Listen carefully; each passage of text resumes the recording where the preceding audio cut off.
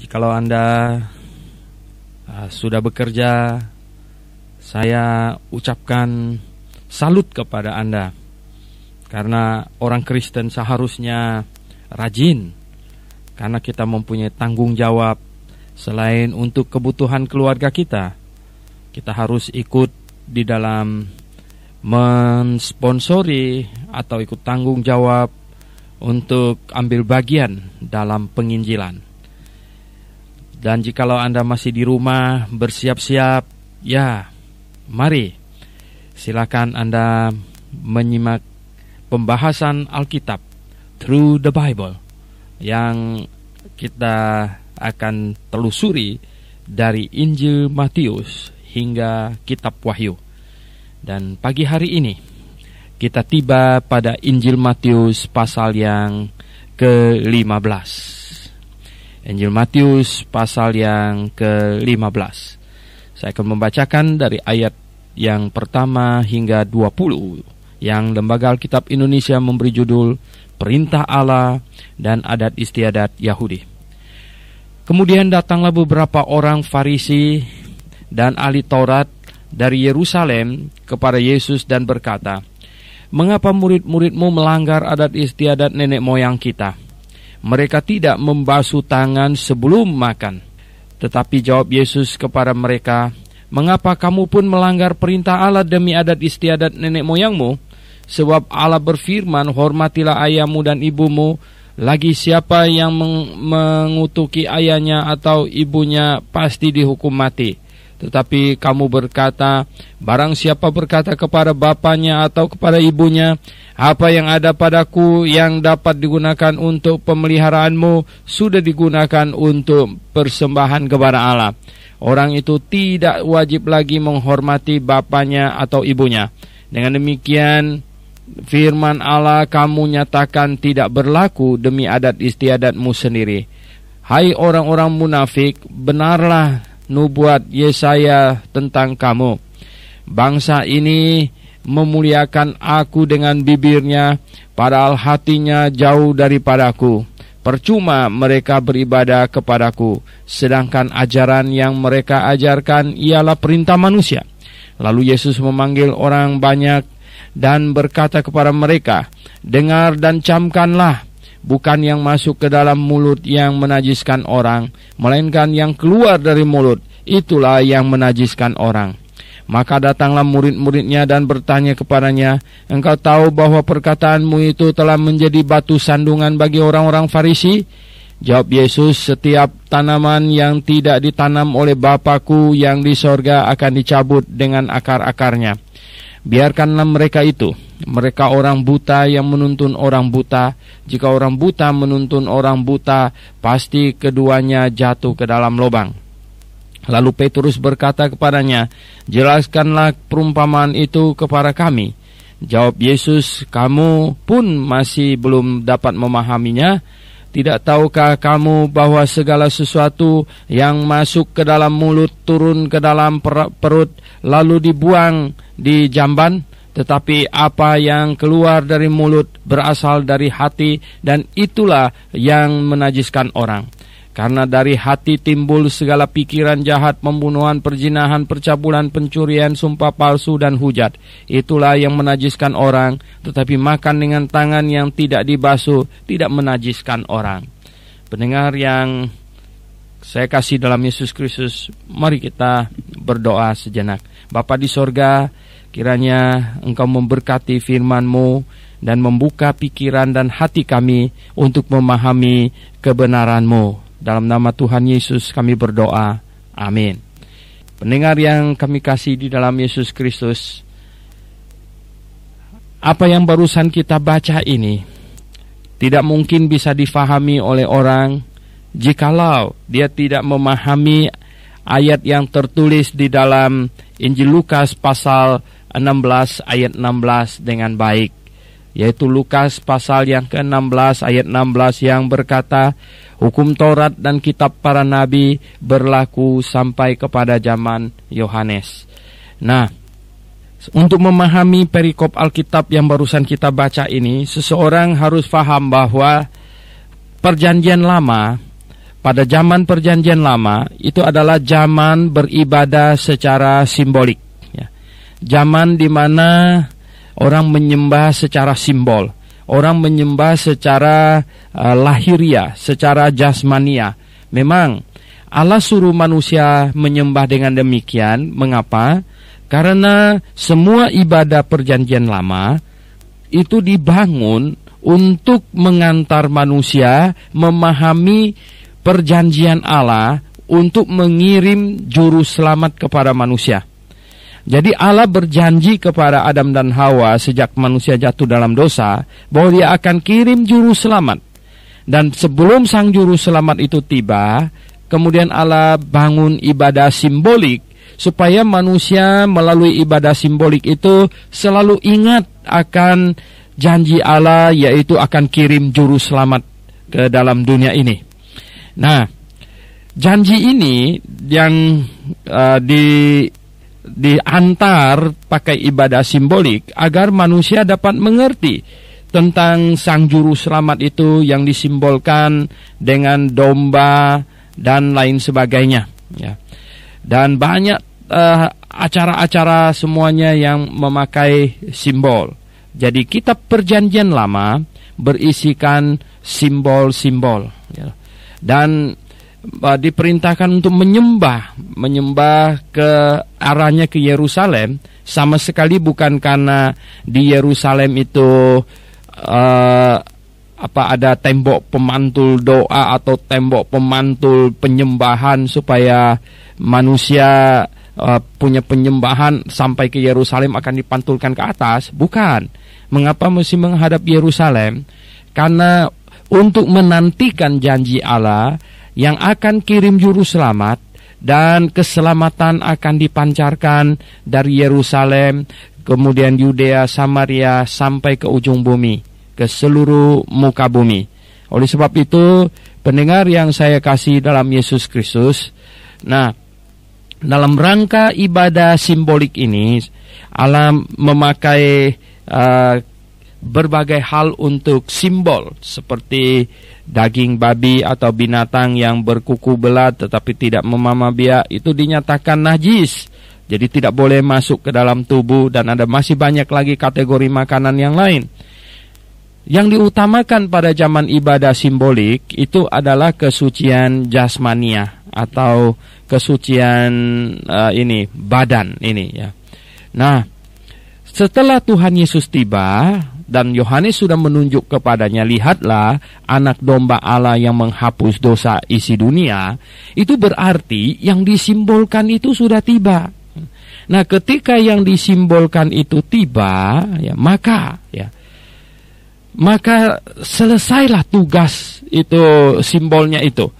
Jadi ketika yang disimbolkan tiba, maka selesailah tugas simbolnya, gitu.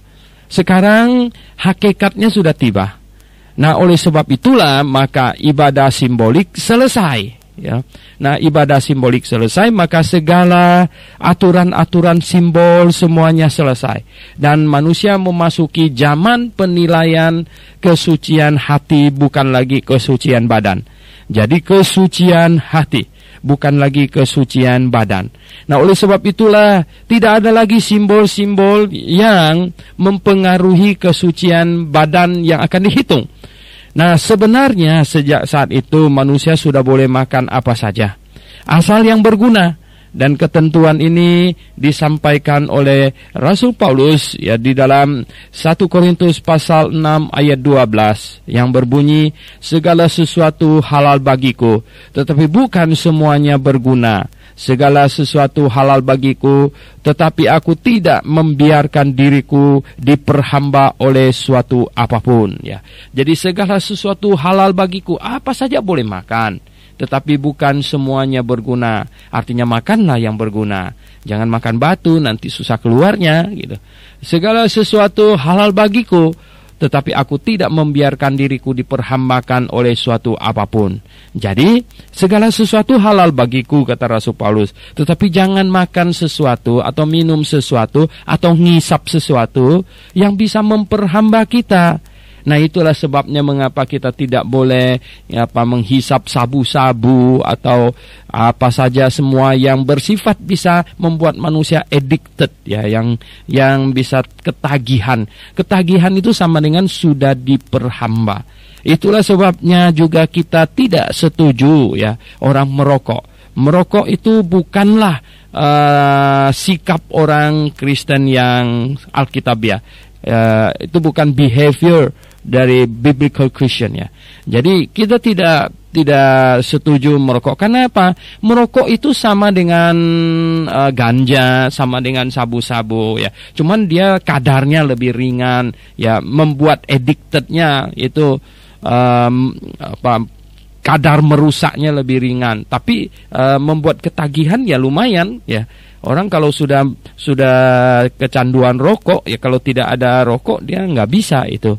Nah, pendengar yang saya kasih dalam Yesus Kristus, jadi perlu diketahui bahwa, ya, pada zaman ibadah hakikat sekarang ini, artinya setelah Sang Juru Selamat tiba, setelah ibadah simbolik selesai, sekarang di zaman kita ibadah hakikat ini, maka yang dihitung oleh Allah bukan lagi kesucian badan ini. Nah, karena bukan kesucian badan, maka ya yang diperhatikan adalah kesucian hati, ya. Kesucian hati. Dari awal Tuhan Yesus mulai pelayanan, dia sudah menyeru-nyerukan yang namanya kesucian hati. Itu, ya, yang paling penting, yang paling utama. Oleh sebab itu, pendengar yang saya kasih dalam Tuhan Yesus, orang Farisi datang katanya, ya, kemudian datanglah orang Farisi, bukan yang ini kira-kira ini masih di sekitar Galilea, dan orang Farisi itu datang dari Yerusalem. Ini pasti ada yang mengutus ini. Datang dari Yerusalem, ya, kepada mereka, kepada Tuhan Yesus, dan murid-muridnya bertanya, murid-muridmu makan tidak cuci tangan ini, ya, ini melanggar adat istiadat ini. Nah, Tuhan Yesus bilang sebenarnya kalian juga melanggar adat istiadat. Demi keuntungan mereka melanggar istiadat. Apa keuntungan mereka? Mereka berkata kepada orang-orang yang mereka ajar itu, kalau kamu kasih persembahan banyak-banyak sampai uangnya habis, tidak ada untuk pelihara orang tua kamu lagi, maka kamu tinggal ngomong sama orang tuamu, uang saya memakai untuk memelihara kamu itu sudah dihabiskan untuk persembahan. Nah, itu halal, ya. Itu Tuhan senang karena kamu lebih mengutamakan dia. No. Enggak begitu, ya. Nah, Tuhan sebenarnya mau menegaskan di sini bagi orang Kristen yang Alkitabiah, yang benar, ya, itu, ya, memelihara orang tua itu adalah hal yang wajib, ya.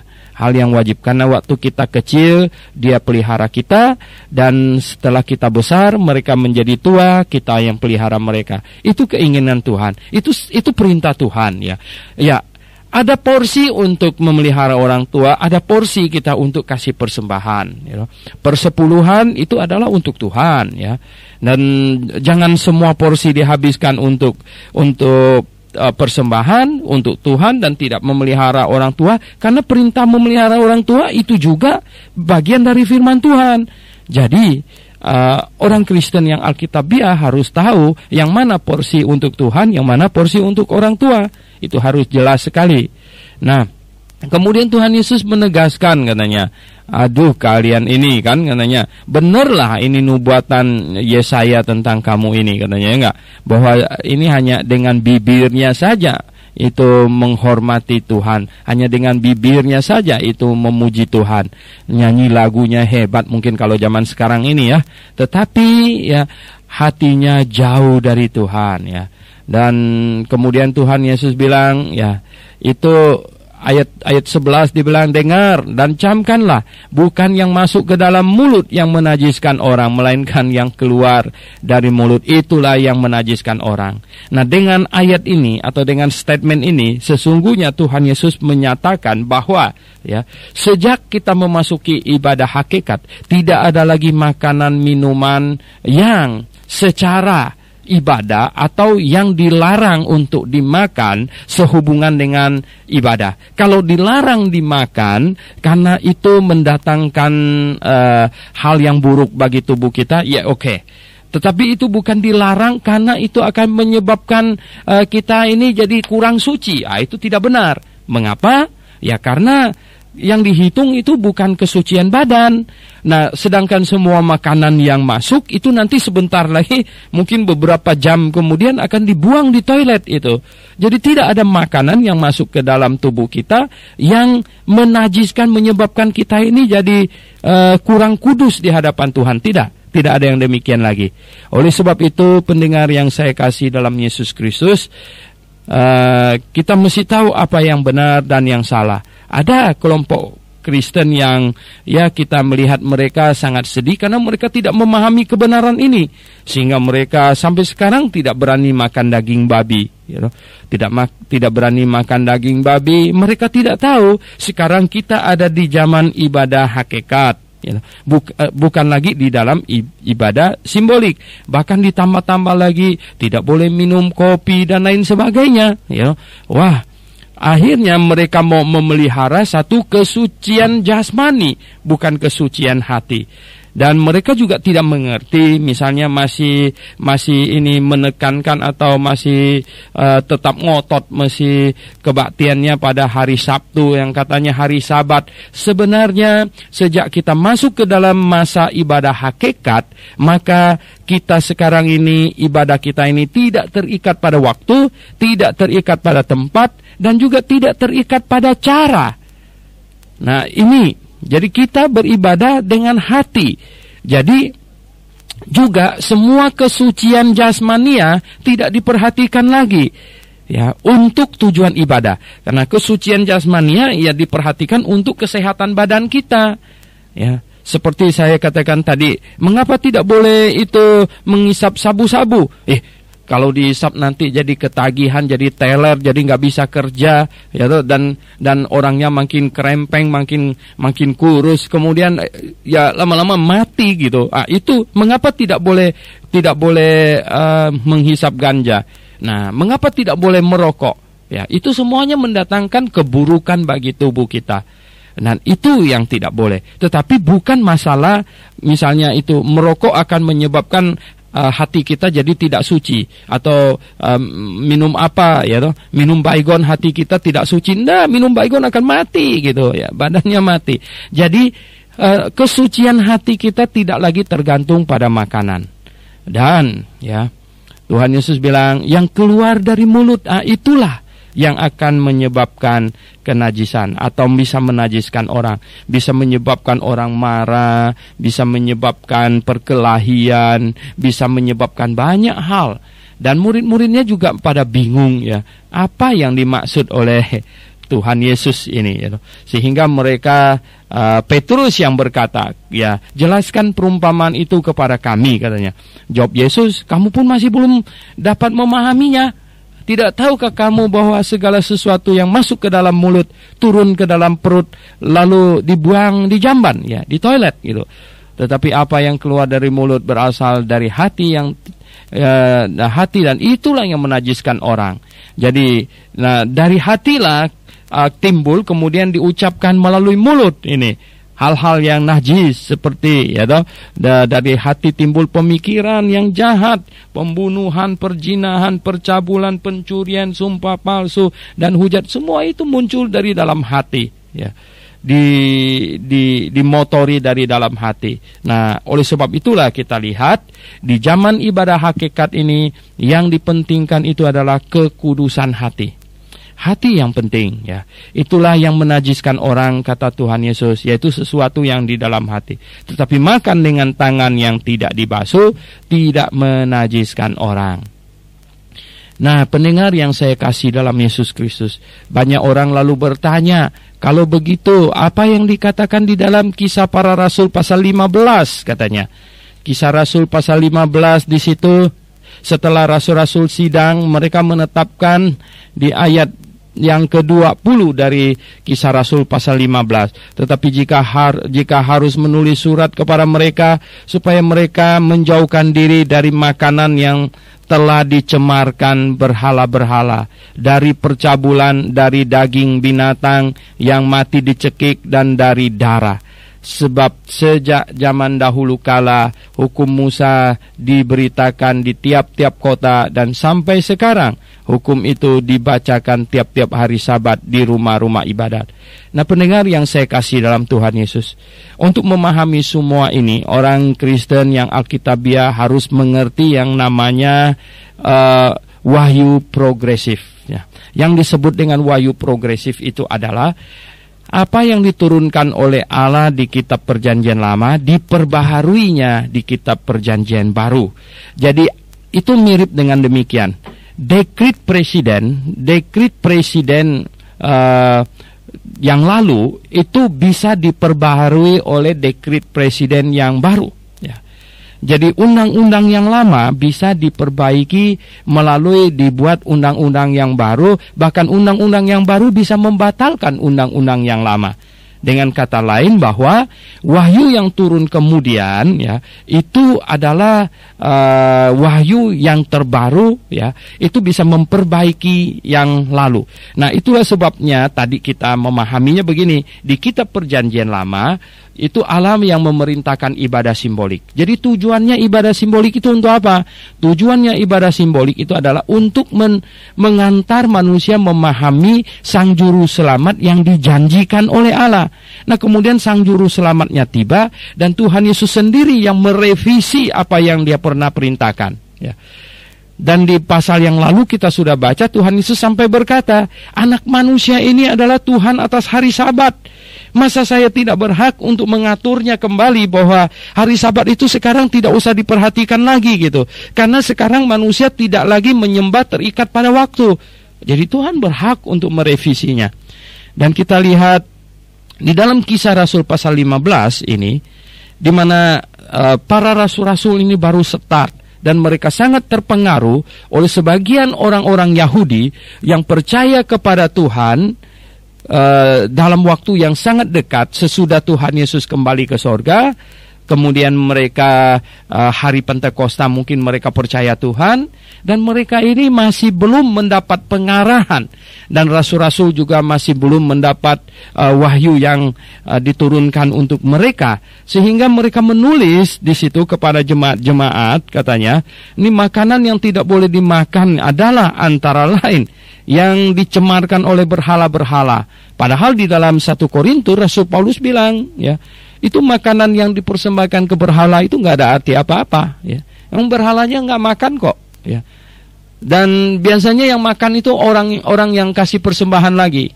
Saya ingat dulu waktu saya masih kecil, ya, kalau keluarga ramai-ramai pergi ke kubur kakek saya gitu, ya, bawa makanan ke sana, ayam segala macam itu, ya. Itu sebenarnya pergi ke kuburan lalu dinyalakanlah lilin segala macam itu supaya lalatnya tidak datang hinggap-hinggap, karena makanan yang ditaruh di situ sebentar lagi dibawa pulang akan dimakan. Ya, biasanya dipotong dikit-dikit ditaruh di situ, ya, bagian yang kakinya atau sayapnya dikit gitu. Nah, yang badannya itu ayam itu dibawa pulang, dimakan.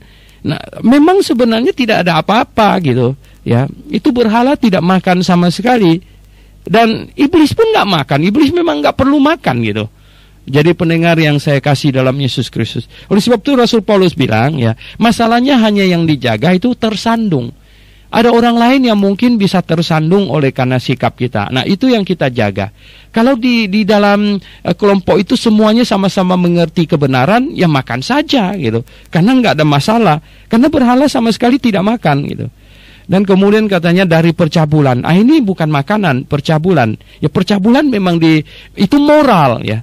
Ini memang tidak boleh. Dan dari daging binatang yang mati dicekik, dan dari darah. Nah, semua yang bersifat makanan, ya, pendengar yang saya kasih dalam Yesus Kristus, semua yang bersifat makanan itu direvisi oleh Tuhan. Jadi tidak ada lagi makanan, ya, walaupun darah di sini katanya. Apakah sekarang orang Kristen boleh makan darah? Ya, makan saja. Yang kadang-kadang gusi kita berdarah, kita juga makan, ya. Mengapa? Ya, pertanyaannya mengapa? Karena pada zaman perjanjian lama, darah dipakai untuk mensimbolkan kehidupan. Di perjanjian baru ini, darah tidak dipakai untuk mensimbolkan apa-apa lagi. Dan tidak pakai simbol-simbolan lagi sekarang ini. Ya.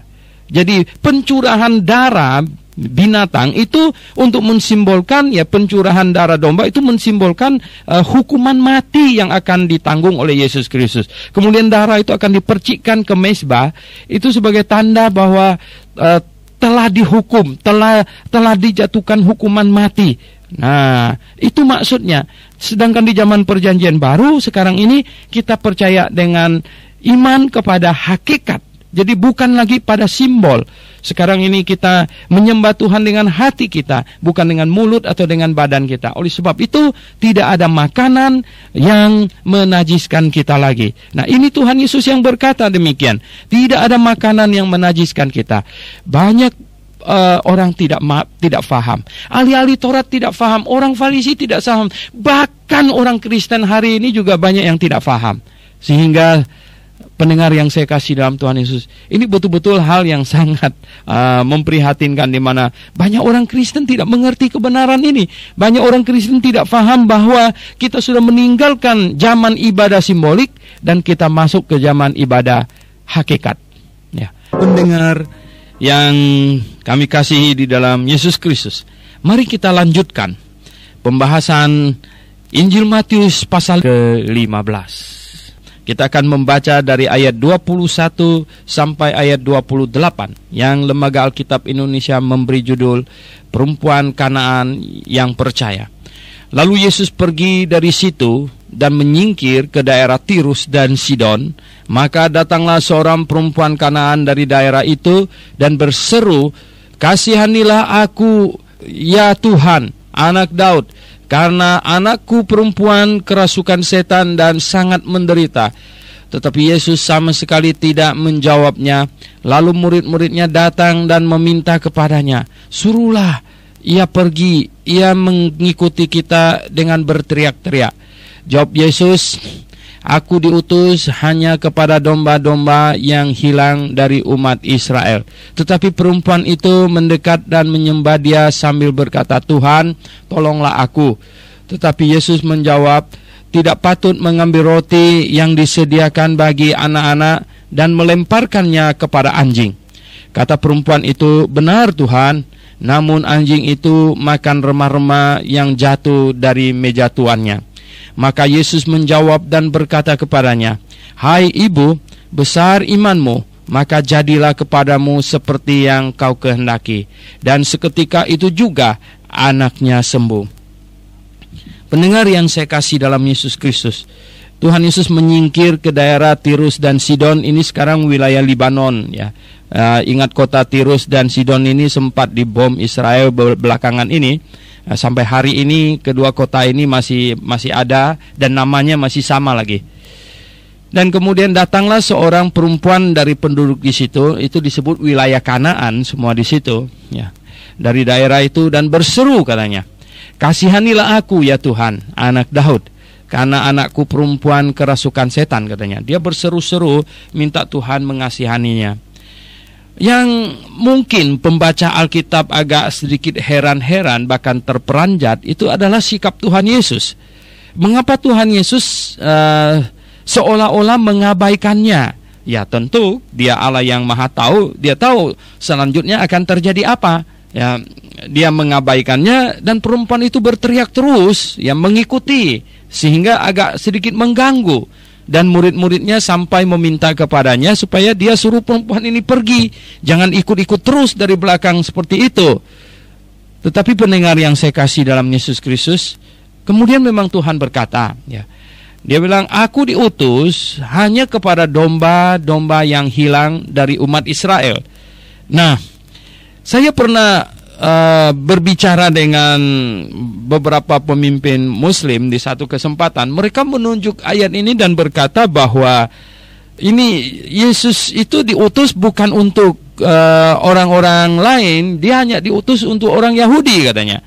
Oh ya, sebenarnya ini tidak demikian.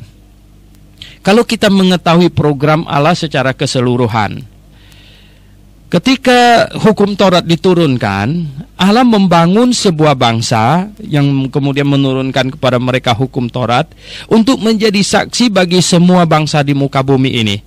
Supaya semua bangsa di muka bumi ini menantikan Sang Juru Selamat.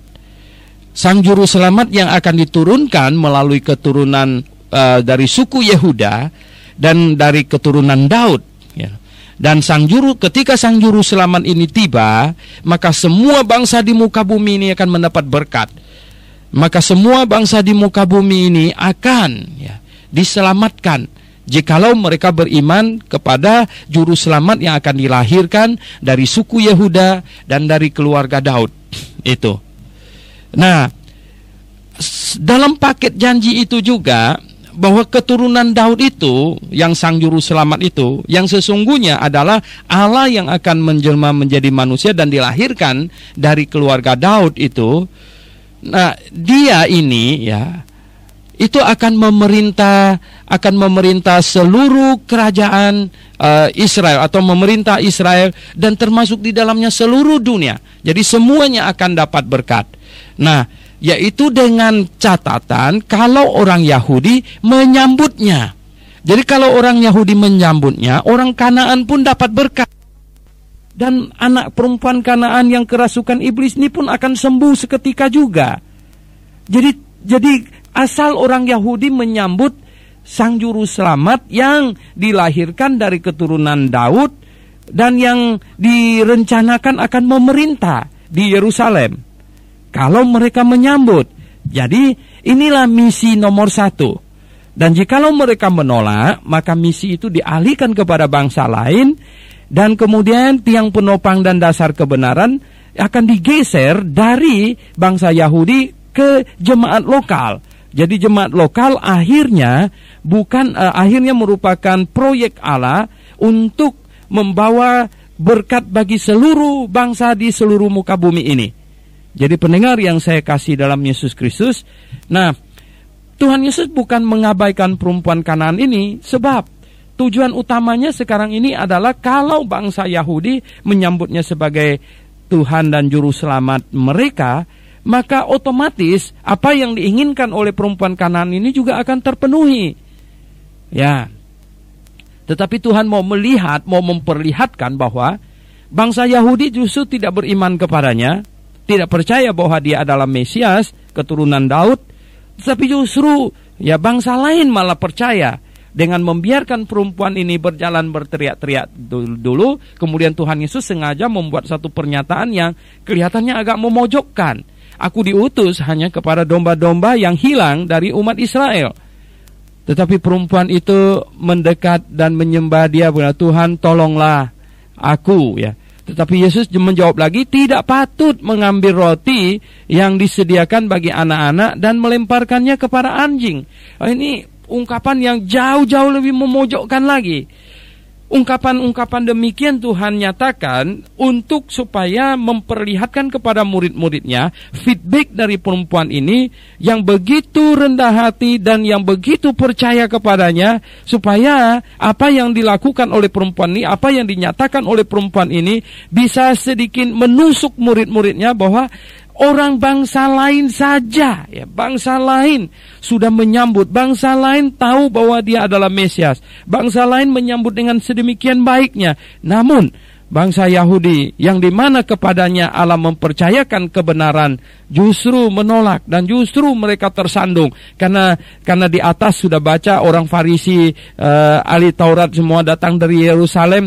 Kata Petrus bahwa mereka tersandung loh dengan ucapan guru yang begitu keras. Ya, itu mereka itu namanya ahli Taurat tapi bodohnya minta ampun, Mereka orang Farisi katanya mau pelihara firman Tuhan, tapi sebenarnya mereka yang menghancur-hancurkan firman Tuhan. Nah, Tuhan Yesus mau memperlihatkan kepada muridnya bahwa lihat, ini ada perempuan yang sederhana, yang orang anggapnya bodoh dan lemah, tapi ada hikmat Allah di dalam dirinya. Nah, seringkali demikian, Kemudian perempuan ini dengan rendah hati,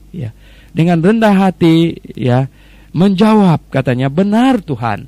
Namun anjing itu makan rempah-rempah yang jatuh dari meja tuannya. Dia bahkan rela menempatkan dirinya dalam posisi anjing. Ya. Kerendahan hati adalah hal yang perlu di hadapan Tuhan. Nah, banyak orang berkata bahwa Tuhan Yesus terlalu merendahkannya. Oh, sebenarnya sama sekali tidak. Ya. Di hadapan Tuhan manusia itu jauh-jauh lebih rendah dari anjing. Ya. Manusia itu kategori dibuat dari debu. Ya. Anjing juga dibuat itu dari tanah. Ya. Itu sama. Ya. Manusia yang jatuh ke dalam dosa itu malah lebih buruk dari anjing sebenarnya. Di posisi atau di hadapan Allah. Ya. Jadi, siapakah manusia yang perlu meninggi-ninggikan dirinya di hadapan Allah? Siapakah kita manusia yang berani berkata kepada Tuhan, Engkau terlalu memandang rendah kepadaku? Siapakah manusia? Kita orang berdosa yang sudah berlumuran dengan lumpur dosa. Siapakah manusia yang berani berkata kepada Tuhan, Engkau menghina saya? Oh, engkau mau meninggikan diri di hadapan Tuhan? Luar biasa. Saudara yang saya kasih dalam Tuhan, pendengar sekalian, perempuan ini sangat patut. Dia merendahkan hati. Dia berkata, namun anjing itu makan remah-remah yang jatuh dari meja tuannya. Dia menempatkan dirinya pada posisi anjing.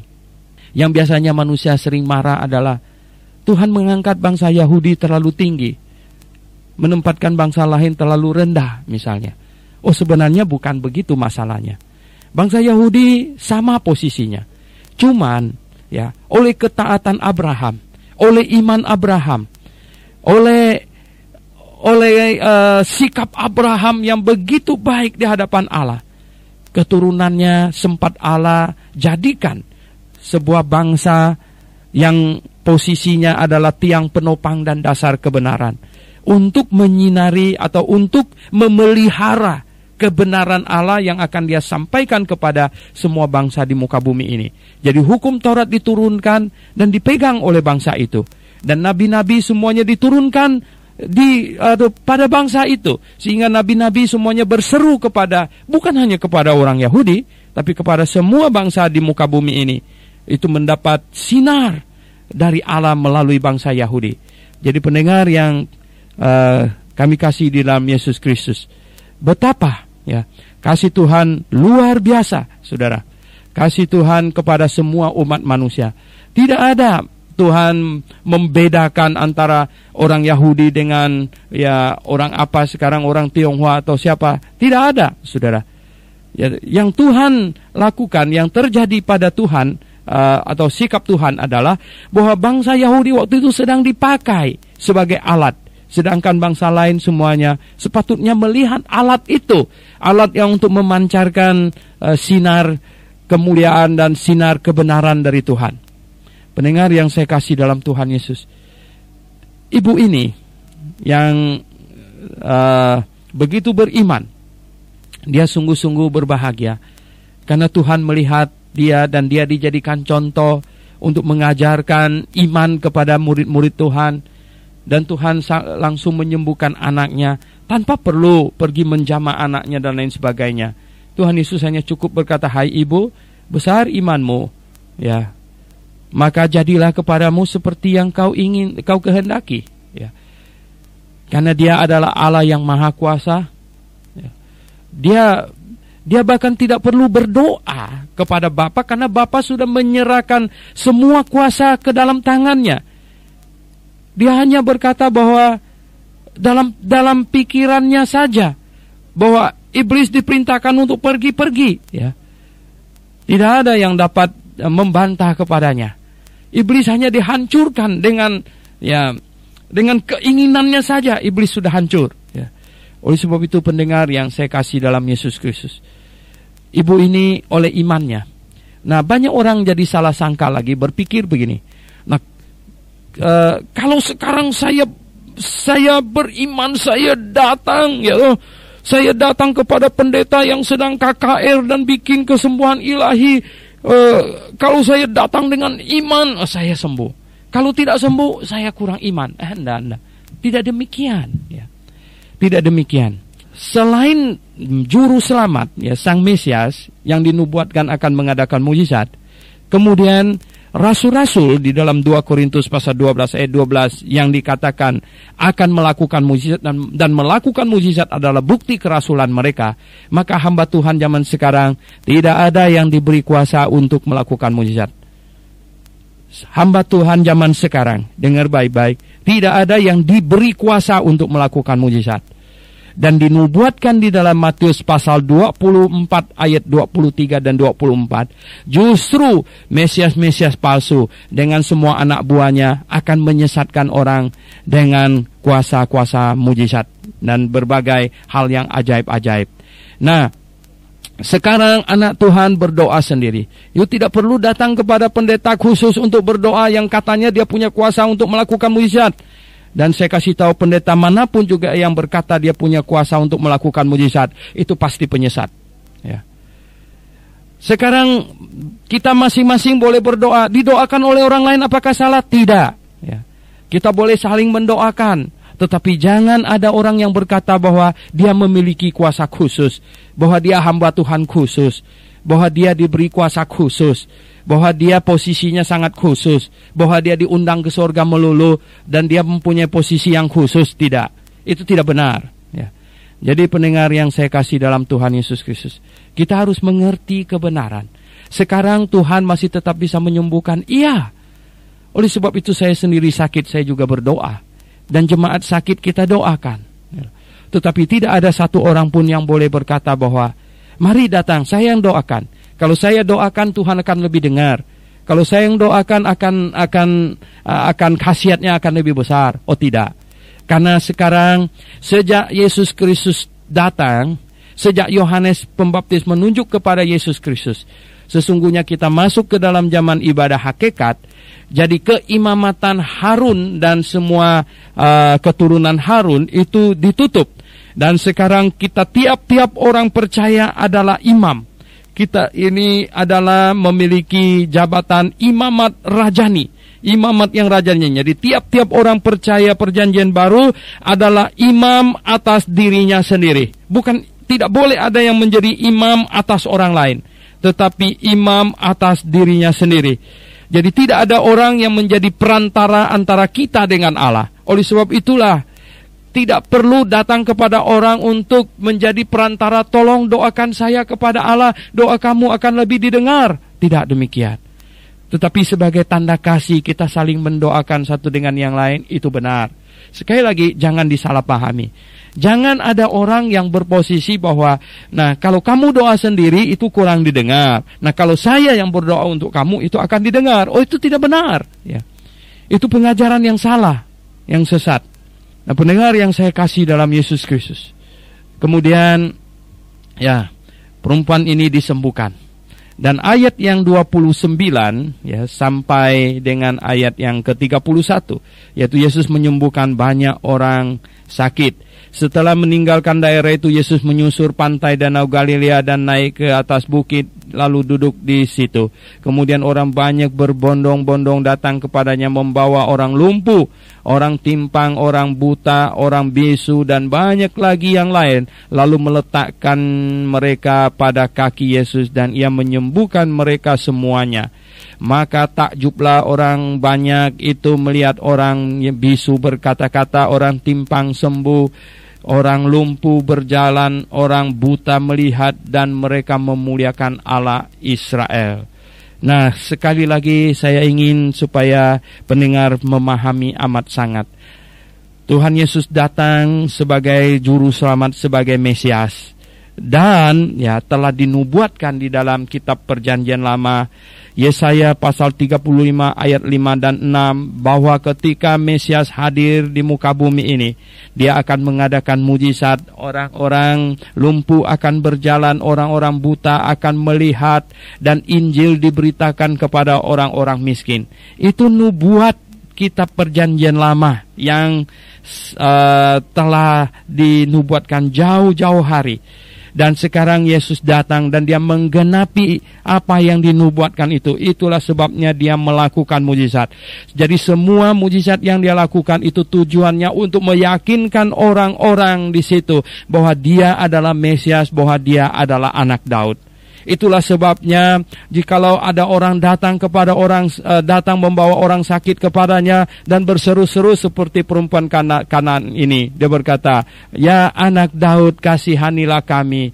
Tuhan, anak Daud, kasihanilah kami." Jadi ungkapan anak Daud, kami percaya kepada bahwa engkau adalah anak Daud. Ya, padahal di kota Yerusalem banyak anak Daud, tetapi pernyataan bahwa hai engkau anak Daud, ini pernyataan yang sangat khusus. Pernyataan ini mengandung arti bahwa engkau adalah Mesias yang dijanjikan. Kami percaya kepadamu. Dan terhadap orang yang demikian, yang percaya demikian, Tuhan menyembuhkan sakit penyakit mereka untuk membuktikan bahwa betul apa yang engkau imani itu. Saya adalah anak Daud, saya adalah Mesias, saya adalah juru selamat. Jadi pendengar yang saya kasih dalam Tuhan Yesus Kristus, Tuhan Yesus mengadakan mujizat bukan dengan tidak ada tujuan. Ya, itu untuk meyakinkan kepada orang-orang yang sedang dia hadapi di situ bahwa dia adalah Mesias, juru selamat, anak Daud yang telah dinubuatkan oleh para nabi di Perjanjian Lama. Jadi kemudian dia mengutus murid-muridnya setelah dia kembali ke sorga. 12 orang yang dipilih sebagai rasul. Ini tonggak kebenaran. Nah, tonggak kebenaran Perjanjian Baru adalah rasul-rasul. Dan tonggak kebenaran ini harus dijunjung tinggi, harus dihormati. Kalau orang tidak menghormati rasul-rasul, hari ini tidak ada kekristenan. Ya, tidak ada kekristenan hari ini. Oleh sebab itulah maka hari ini ya kita ada kekristenan karena tulisan para rasul. Ya, jadi mengapa tulisan para rasul itu adalah firman Tuhan? Karena Tuhan berbicara melalui mereka. Dan apa bukti mereka rasul? Bukti mereka rasul adalah mereka dapat mengadakan mujizat karena Tuhan memberikan kuasa kepada mereka untuk melakukan mujizat. Jadi hanya rasul yang melakukan mujizat. Pernahkah Anda membaca Timotius bikin mujizat? Tidak. Pernahkah Anda baca Titus bikin mujizat? Tidak. Bahkan Barnabas berjalan bersama-sama dengan Paulus, yang melakukan mujizat itu Paulus. Ya. Mengapa? Karena hanya Paulus yang dipilih jadi rasul, Barnabas tidak. Dan rasullah yang diberi kuasa untuk melakukan mujizat. Dan jikalau hari ini ada orang melakukan mujizat atas nama Yesus Kristus, berarti dia rasul atau dia penyesat. Hanya ada dua pilihan itu. Ya. Kalau hari ini ada orang yang berkata, saya diberi karunia untuk melakukan mujizat oleh Yesus Kristus, pendengar, maka camkanlah. Hanya ada dua kemungkinan, dia rasul atau dia penyesat. Mungkinkah dia itu rasul? Tidak mungkin, karena rasul hanya 12 untuk bangsa Yahudi. Dan kemudian satu yang Tuhan pilih, Rasul Paulus, adalah untuk non-Yahudi. Yang dia katakan, dialah orang yang melihat Tuhan Yesus terakhir. Di dalam 1 Korintus pasal 15 ayat 8. Ya, yang melihat Tuhan Yesus terakhir. Dan sesudah itu hari ini tidak ada rasul lagi. Ya. Selain 12 rasul yang dipilih oleh Tuhan Yesus untuk bangsa Yahudi, satu rasul Paulus, tidak ada lagi rasul yang lain yang kita akui. Jadi pendengar yang saya kasih dalam Yesus Kristus, kalau hari ini banyak orang membuat mujizat demi nama Yesus, dia bilang dia diberi karunia untuk melakukan mujizat oleh Tuhan Yesus, kita bilang hanya ada dua kemungkinan. Kalau dia bukan rasul, dia pasti penyesat. Oleh sebab itu pendengar, biarlah kita berhikmat untuk menilai segala sesuatu. Kemudian ayat yang ke-32 sampai dengan 39. Lalu Yesus memanggil murid-muridnya dan berkata, hatiku tergerak oleh belas kasihan kepada orang banyak ini. Sudah tiga hari mereka mengikuti aku dan mereka tidak mempunyai makanan. Aku tidak mau menyuruh mereka pulang dengan lapar. Nanti mereka pingsan di jalan. Kata murid-muridnya kepadanya, bagaimana di tempat sunyi ini kita mendapat roti untuk mengenyangkan orang banyak yang begitu besar jumlahnya? Kata Yesus kepada mereka, berapa roti ada padamu?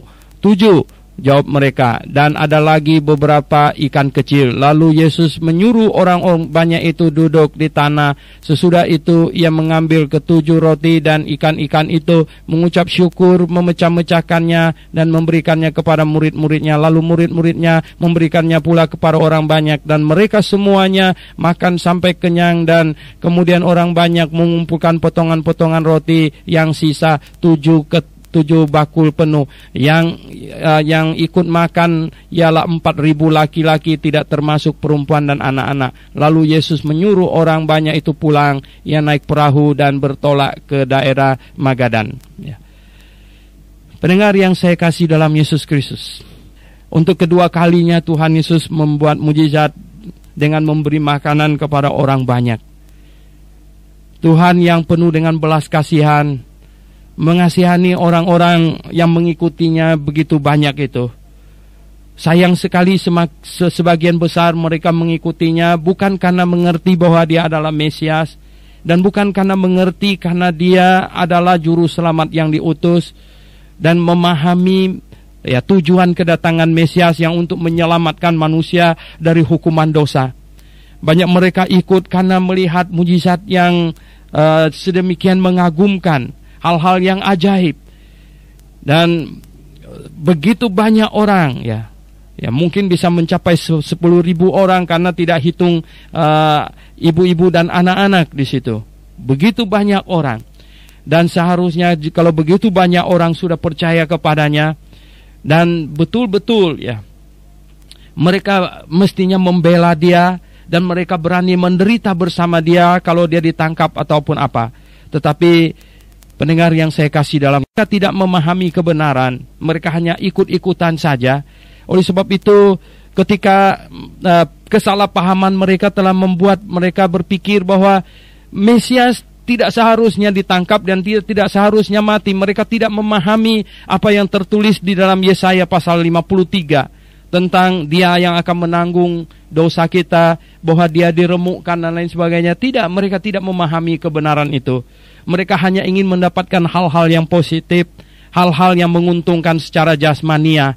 Orang keluarga mereka disembuhkan, orang buta mereka dicelikkan, hanya mau dapatkan itu.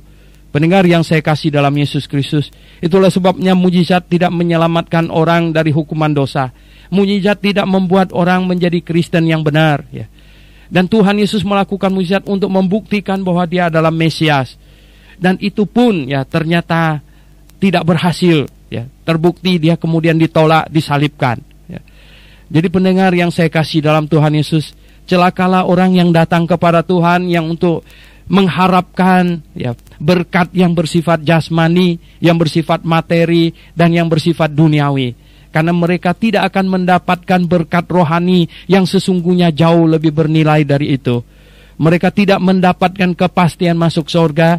Mereka tidak mendapatkan keselamatan jiwa mereka. Mereka hanya mendapatkan berkat jasmani saja, yaitu tubuh jasmani mereka disembuhkan.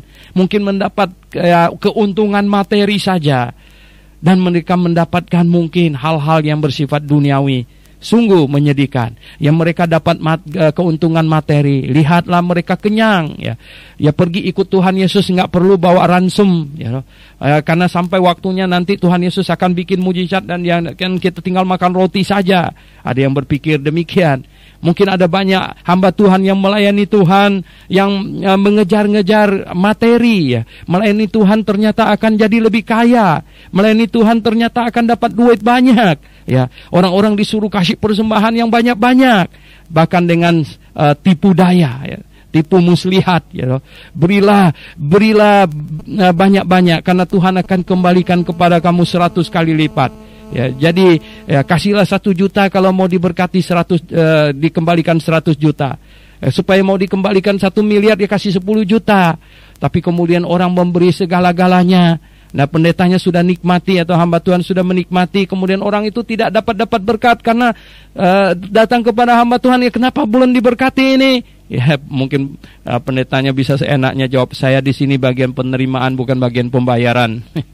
Jadi pendengar yang saya kasih dalam Tuhan Yesus Kristus, lihat, mereka mendapatkan itu materi. Tuhan sayang kepada mereka. Tuhan mau mereka mengerti kebenaran. Dan pendengar yang saya kasih dalam Tuhan Yesus, akhirnya semua orang di situ dapat berkat, tapi sedikit yang dapat berkat rohani. Kebanyakan mereka dapat berkat jasmani dan materi.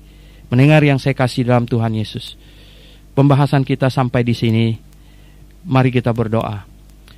Bapa Surgawi, kami hari ini sudah membahas Injil Matius pasal 15. Kiranya Engkau memberkati, dan kiranya ini menjadi perangsang bagi kami untuk mengejar kebenaran-Mu, untuk mengetahui lebih banyak lagi. Dalam nama Tuhan Yesus Kristus kami berdoa. Amin.